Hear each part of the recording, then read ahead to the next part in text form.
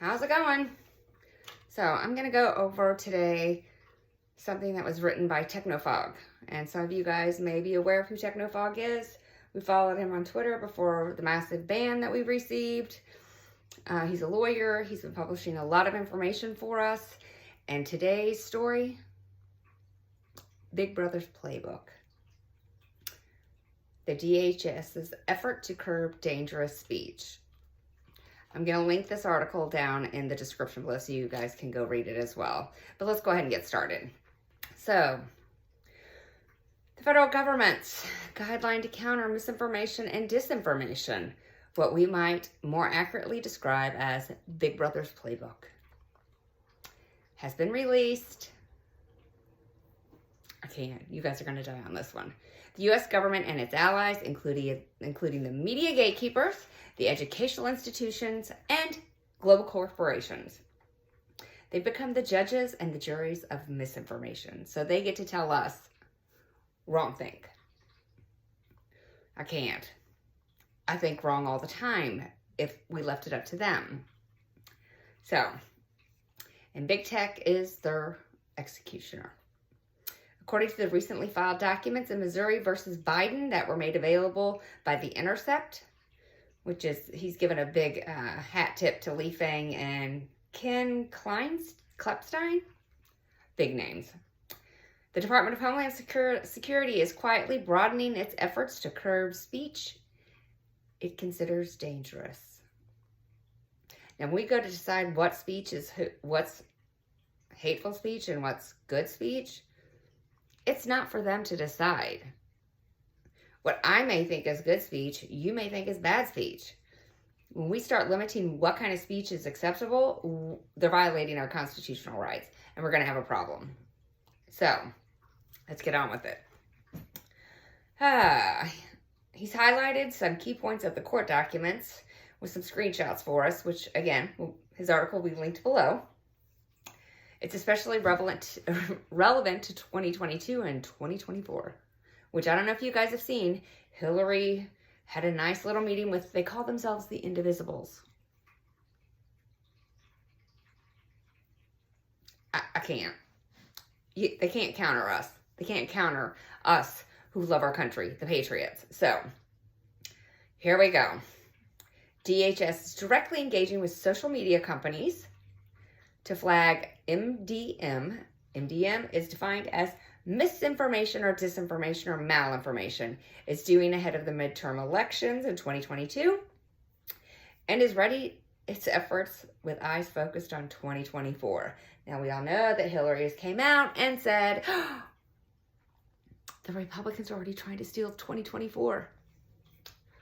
We haven't even got past 2022, you idiot. Wow. Oh, I can't. Here's some highlighted text. Where we want to go in 2022. Ahead of the midterm elections in 2022, it will be critical to evaluate the CISA's role in the space and ensure that the agency is providing additive value that fits within their unique capabilities and missions. Again, to evaluate what? Their additive values? No. Hell no. I have my own facts. I have my own brain. I can think on my own. I don't need the government to help me think. I mean, there's how many of us? 70-odd million of us that obviously have wrong think. In any case, let's continue. CISA also wants to ensure it is set up to extract lessons learned from 2022 and apply them to the agency's work in 2024. So they're already expecting they're going to meddle in 2022. Let's get that straight. Be prepared. DHS is questioning how to inspire innovators to partner with the government without this being seen as government propaganda. Now, we'll go over the government propaganda, which Obama re-upped that in the National Defense Act right before he left in the funds. It's all listed in there. You can go find it if you don't want to wait for me to go find it. I've seen it. I've got notes on it. I need to go find my snips from it. And then I'll do a coverage on that because I've been reading a lot of them here lately. Wow. How can CISA inspire innovators to partner with the government in a way to, I have my glasses on, in a way that catalyzes the availability of trusted information without being seen as government propaganda? Anytime they're meddling, it's government propaganda. Yeah, I can't.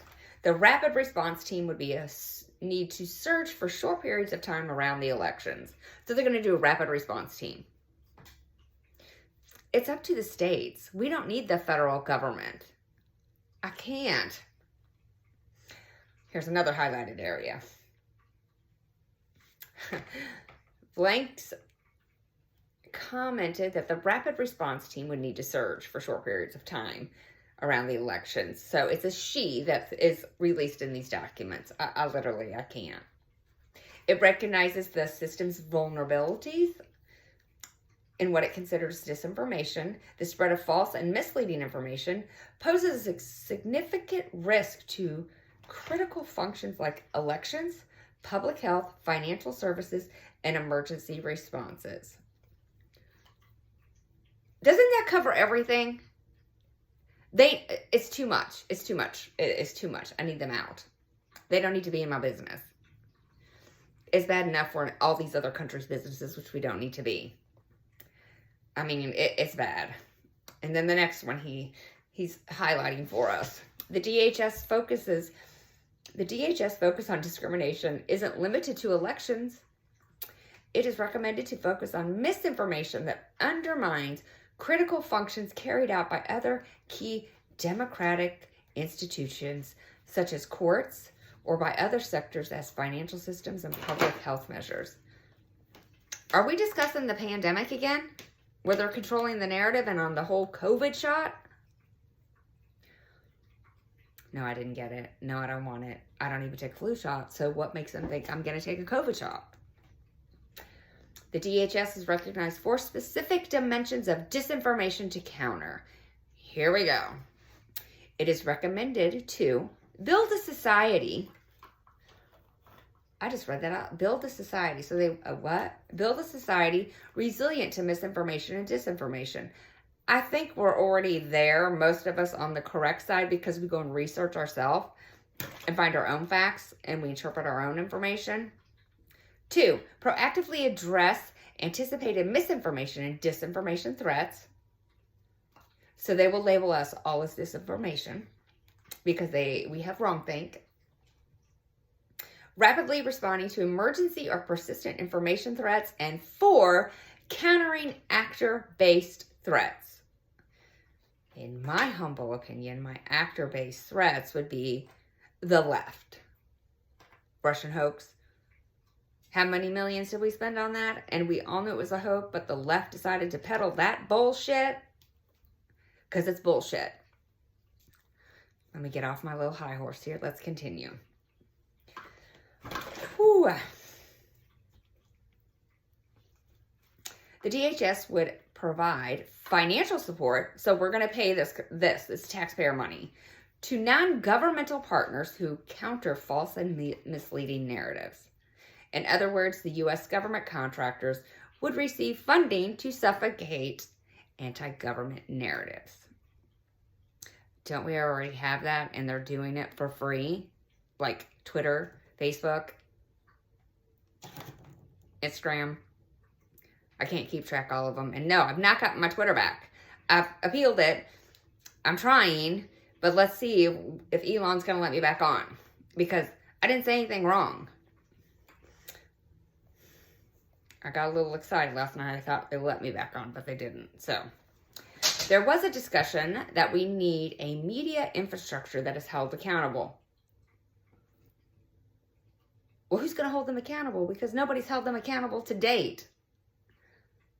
They've lied. I mean, I just had an argument with my husband over, they tried to say that Russia blew up a bridge in Kiev. This is MSNBC. When in fact, it was the Ukrainians that blew up the bridge in Crimea. This is the kind of disinformation that they're giving. Which, by the way, I did find a Russian news source, so I'm very excited. So their focus is on us. One participant defined the organization's goals as to reduce Americans' engagement with MDM, misinformation, disinformation, malinformation. One member demanded social media monitoring by the government. Isn't that what China does? Did I miss that? Wow. How do we get to push the envelope to obtain traction in this area? Who has done appropriate social media monitoring for the government? They're your puppets. The social media companies are your puppets. We know this. It's all out. Okay, I'm going to try not to lose my temper here. Then there's some emails that were released with this trove of documents. Then there are these emails. No surprise that Facebook and DHS were actively monitoring election misinformation.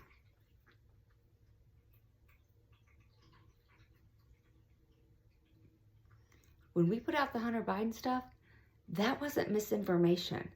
That was factual. Now, I didn't go to the laptop. I went to the court records. I put out the bank statements, which now are just now hitting. People are paying attention to them. They've been out there for a few years, people. It's right there. Then, finally, there was a logistical issue. There were discussions that local officials will utilize a centralized DHS portal for reporting disinformation or other issues on the platform, after which the disinformation would theoretically be reported to the applicable social media tech companies. The real-time elimination of election-related questions. So, they're trying, you guys. Pay attention. Wake up. This election's important. Every election's important, frankly. But this one's pretty important. I mean, come on.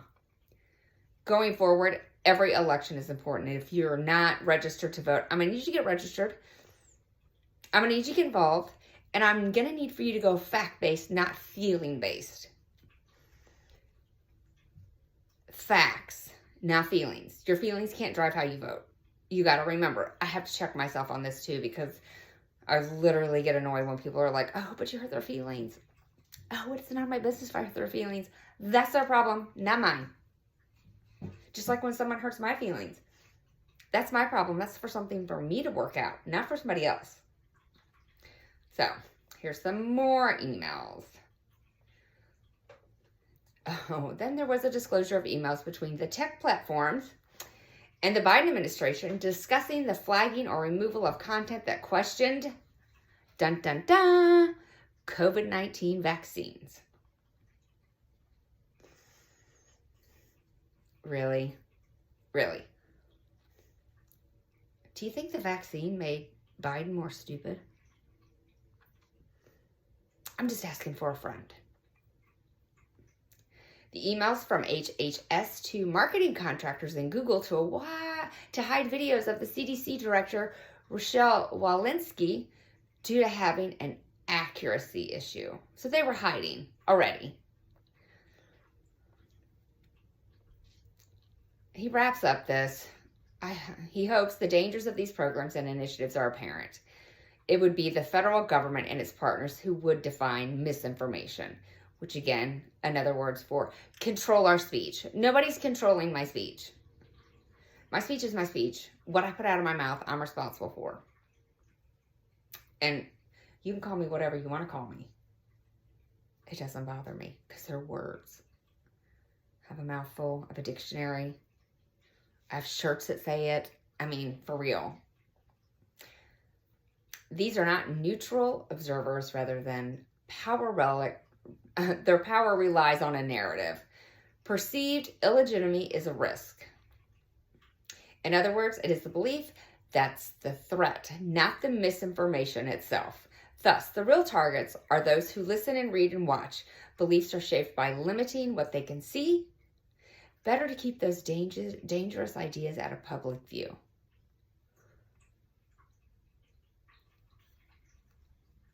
You know, at this point, really, they should, I mean, the rate they're going to have to put 70 some odd million of us in jail because we're going to have wrongthink.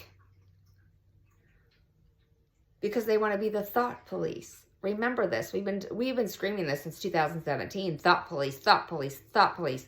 They want to be the thought police. This is not, they can't. I mean, I don't remember the name of the movie Tom Cruise was in where he went to the future to prevent crimes. It's never going to happen. Frankly, I'm over it. So, I'm going to link this article in the bottom. Again, it was written by Technofog. I'm not going to take credit. I can talk, but writing is not my specialty. I can talk all day long about political things. This almost, reminds me, it brings me into thinking about what's going on with Kanye. And not that I want to give Chris Cuomo, any kind of viewer time. But exactly what Kanye was saying, Chris Cuomo just proved in that interview with Kanye. So just because Kanye has his own narrative, it's wrong. I don't know how it's wrong, because a narrative's a narrative. I mean, if that's what he believes, that's what he believes. I mean, at a certain point in time, everybody's going to have their own opinions, if they don't already. If you don't have an opinion on what's going on, you're dumb. If you've not researched yourself, the factual information, it's out there. I mean, hell, I just found out the CIA has a FOIA website. I'm not going to lie, that kind of shocked me. It shocked the hell out of me that the CIA has a website for FOIA. Secretary of State has one. That one's really good. Department of Justice has one. That's really good. And if you're going to dig, don't think for normal words, because they like to make up shit and they use off things that they think we won't ever find, like evergreen. I have to look at my notes because even Clinton's daughter, she had her own little name. And also, I've done a couple shorts on the Clinton Foundation whistleblower, the tax case that was done by Doyle and Moynihan, our financial assassins up on the Hill. They're on Truth Social. They've got the links. You can follow the case. This is where, if you've not seen the one with Mark Meadows, you can go to YouTube and do 501c3 hearings on the Hill. Mark Meadows is the chair. Still not a fan of Mark Meadows. I don't care that he worked for Trump. Not a fan. He was kind of an asshole. No, he wasn't kind of. He was. In any case, follow that case, because these guys aren't letting it go. They found where the Clintons were in for making profit, not for a not-for-profit. And let me leave you with one question. When someone's running for office and they lose, where did their money go that they raised? Do you know? Do you know where that money goes to? Dying to know if you know. Comment below and let me know. And don't forget to like, subscribe, and share. We've got more coming out. And I'm not going to stop. None of us are going to stop until we get some justice. The scales of justice need to be equaled out. We can't keep having this. I mean, I could not believe that I saw they're trying to say that crime in these cities, New York, California, San Francisco, Seattle, is just misinformation. I guess my eyes are lying to me on what I'm seeing on the TV and on live feeds. But that's another video. We'll leave it there. I digress. Step back. So, in any case, click on Technofog's information. Read the article for yourself. The information he's released with the snips from the court document with Missouri versus Biden. It's an important case. Know what they're trying to do for us. It's none of their business. It's none of their business how we think. They're the government. Frankly, they've gotten way too big. They are not my rulers. They are not your rulers. We were not here to be ruled. We left the English colonies for a reason. We fought the Revolutionary War for a reason. They are public servants. We are private citizens. They have weaponized our own agencies against us. At some point, you're going to have to say no. And I'm not saying that every Republican's a good guy. I mean, frankly, I don't like Mitch McConnell. I don't. There's a few others I don't like. Some that got out of office and took their fundraising money, and you know what they do with their money they raise when they lose. You know the answer to that. So, I'll wrap it up there. You guys have a great day. Don't talk to ugly strangers. Sorry, that was a cat. Don't talk to ugly strangers. Till next time, see you later.